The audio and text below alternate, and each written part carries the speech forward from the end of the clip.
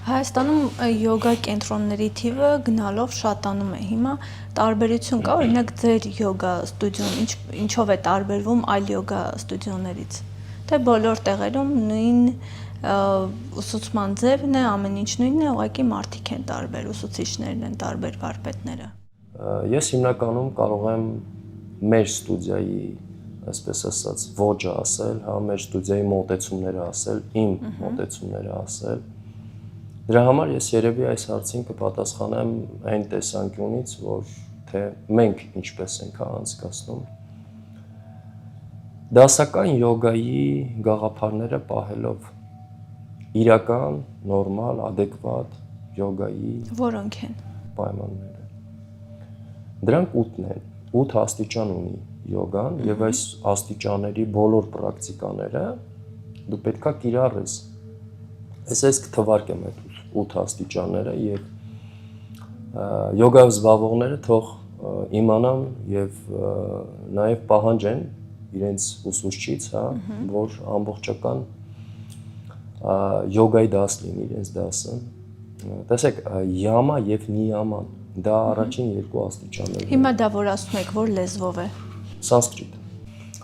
Յաման եւ նիյաման բարոյական, այսպես ասած, կոդեքսներ են, հա, մի գողացիր, մի սպանիր, շատ իդեպ նման է մեր աստվածաշնչյան պատվիրաններին, հա։ Ուղղակի յոգան դա որպես պատվիրան չի ասում, որ այ Աստված քեզ կպատժի, դրա համար դու պետքա չգողանաս կամ չսպանես, հա, կամ անբարոյական կյանքով չապրես։ Յոգան բացատրում է, որ դու էներգիա ես կորցնում, որ դա խանգարում է քո զարգացմանը, քո առողջացմանը։ Դու անընդհատ մտածել ես, օրինակ, եթե ինչ-որ մի բան գողացել, ինքը վախ է ունենում, որ կարող է բռնվել։ Եվ անընդհատ այդ վախը պտտվում է իր մեջ։ Եվ կտրում է իրեն adekvat էվոլյուցիայից։ Դրա համար այդ կանոնները էներգիան չկորցնելու եւ էներգիան կուտակելու համար կան այդ 10 կանոնները, որոնք այդ յամայի եւ նիյամայի մեջ են։ Դա յոգայի երկու բազային աստիճաններն են։ Հետո գոյություն ունի ասանա։ Ասանան այն ֆիզիկական վարժություններն են, որոնք որ շատ տարածված են այսօր Instagram-ում կամ տարբեր այլ տեղերում, շատ ուշադրություն այսօր դարձվում է հենց ասանաների բազային, հա։ Բայց պատկերացրեք տունը առանց ֆունդամենտ կամ թույլ ֆունդամենտով։ Հիմքը խարխորած է։ Ամուր չի։ Ինչ տեղի կունենա։ Կքանդվի չէ։ Այնտեղ ինչ էլ դու ինչ ֆիզիկական վարժություններ անես, դա քո համար կառուցողական չի լինի, որովհետև դու կկորցնես էներգիա։ Որովհետև դու չես կարգավորել քո բնավորությունը, քո սկզբունքները։ Հետո գարսա պրանայաման։ Պրանայաման դա շնչառական վարժություններն են, ավելի ճիշտ կլինի ասել շնչառության կառավարում։ Շնչառական վարժությունների միջոցով մենք կառավարում ենք էներգիան, որովհետև օդը մեզ համար դա միայն թթվածինը չի, դա նաև էներգիայի աղբյուր է։ Հետո գալսա պրատյահարայի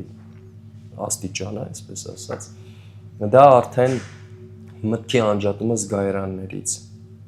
դու կենտրոնանում ես քո ներաշխարհի վրա։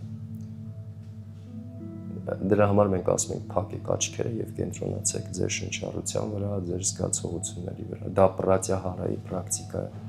Պրատյահարան օգնում է նաև էներգիա չկորցնել, որովհետև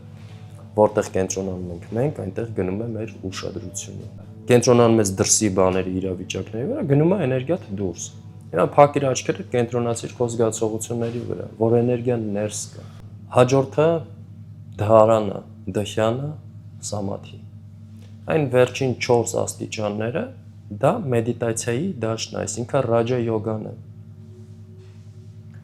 Հաթա յոգան այն սկզբի աստիճաններն էր։ Այսինքն սկզբից մենք կարգավորում ենք մեր մարմինը, մեր բարոյականությունը,